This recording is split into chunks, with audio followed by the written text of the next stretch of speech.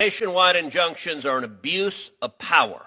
It is the judiciary acting as policy deciders, and it is incumbent on this committee and this body to rein in the abuse of power from these unelected radical judges who are trying to overturn the election because they disagree with what the voters decide. The reason all these cases have been filed, and the reason that these judges who have been appointed by Ronald Reagan, yes, they still exist, and the Bushes and Donald Trump, judges appointed by Donald Trump, have been making these decisions is because this is not legal. Donald Trump himself has used his social media account, the White House account, to post an image of himself wearing a crown saying, "Long live the king."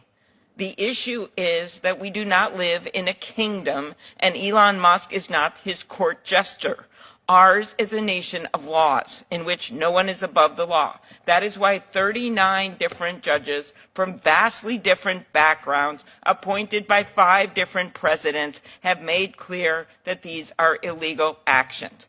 And these judges have rightly blocked these actions. And it is important that we not lose sight of the underlying cause of these injunctions. It is not that these judges are crooked or lunatics or evil. Those are words used by the president and his allies. It is because the administration is violating the Constitution. What happens when they use these kinds of words? You see more and more threats against judges.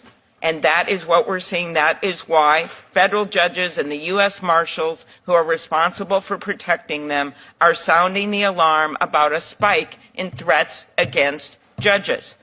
This is serious.